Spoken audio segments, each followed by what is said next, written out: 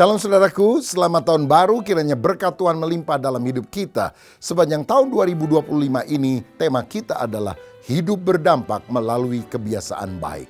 Living impactful through good habits.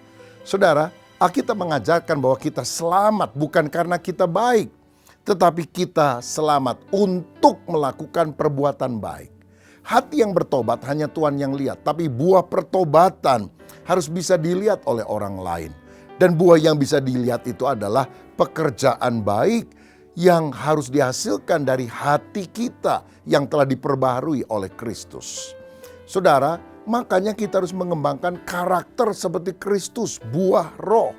Dan karakter itu dibentuk dari kebiasaan-kebiasaan yang kita lakukan setiap hari.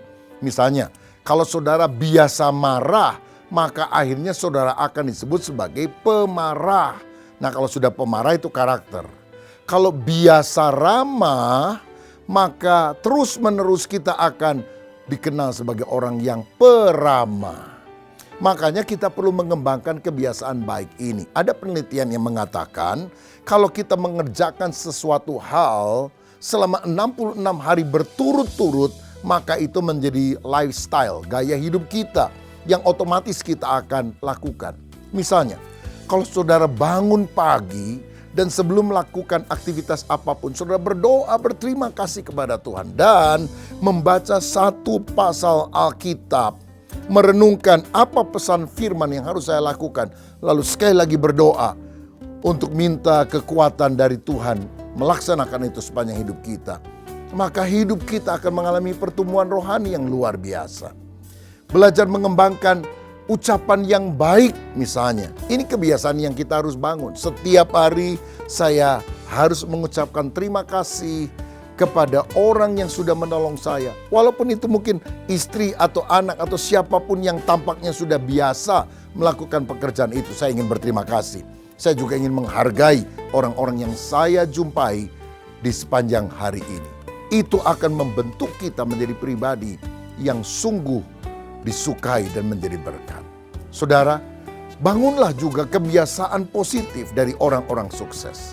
Saya lihat ada 3T ciri orang yang sukses. Pertama, tertib mengatur waktu. Nah, berarti kita harus punya jadwal apa yang harus kita kerjakan sepanjang hari ini.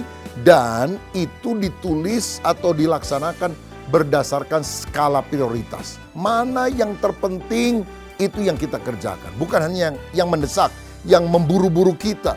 Tetapi mana yang dampaknya paling besar. Itulah prioritas yang kita harus lakukan. Selain tertib mengatur waktu, yang kedua terus belajar. Jangan pernah merasa diri paling tahu, paling hebat, paling pinter. Tapi kita harus lapar dan haus akan kebenaran. Terus menambah pengetahuan, terus menambah pengalaman, bertanya kepada orang yang lebih ahli di bidangnya.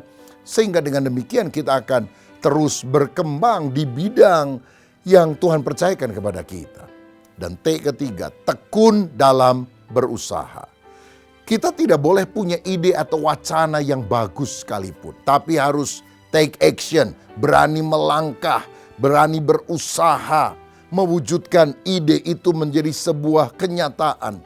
Dan tetap ulet, tekun, walaupun kita belum berhasil mencapai apa yang kita pikirkan. Pantang mundur, maju tak gentar, karena gentar tak maju. Dan kalau 3 hal ini kita lakukan, saya percaya kita akan hidup berdampak. Dan kita juga memiliki kebiasaan baik yang menjadi berkat bagi orang lain. Tuhan Yesus memberkati. Salam saudaraku. Khusus untuk para pejabat GBI, ingin saya sampaikan bahwa tahun 2025 ini akan ada sidang majelis daerah umum. Artinya harus diikuti oleh semua pejabat gereja BTL Indonesia mulai dari pendeta pratama, pendeta madya, dan pendeta. Saudara, ini diadakan 2 tahun sekali. Jadi saudara wajib mengikutinya karena tidak tiap hari, tiap bulan kita lakukan. 2 tahun sekali. Ikutilah. Secara onsite atau setidaknya secara online, daftarkan diri saudara. Para gembala harus kumpul sama-sama supaya kita juga bisa menerima pembinaan-pembinaan yang sangat dibutuhkan sehingga kita juga satu visi, satu misi dalam mengerjakan pekerjaan Tuhan. Saya harap seluruh pejabat GBI hadir di dalam sidang majelis daerah di daerahnya masing-masing. Dan ingat tagline kita, GBI sehati. Artinya kita semuanya harus menjadi pembawa damai. Kalau ada kekurang cocokan di dalam jemaat, di dalam pelayanan, jangan dibesar-besarkan. Ayo kita bereskan. Opini, asumsi harus ditanggalkan, apalagi yang jelek-jelek. Tetapi kalau kita sering ketemu, sering ngobrol, maka kita lebih sehati. Orang kalau jarang ketemu, saudara, akibatnya suka berpraduga negatif. Tapi kalau ketemu ngobrol-ngobrol, suasananya cair.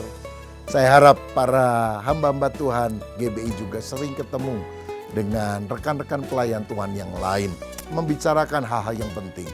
Karena saya yakin kesehatian membuat lawatan Allah terjadi dan berkat penuaian akan Tuhan lakukan melalui hidup dan pelayanan kita. Tuhan Yesus memberkati.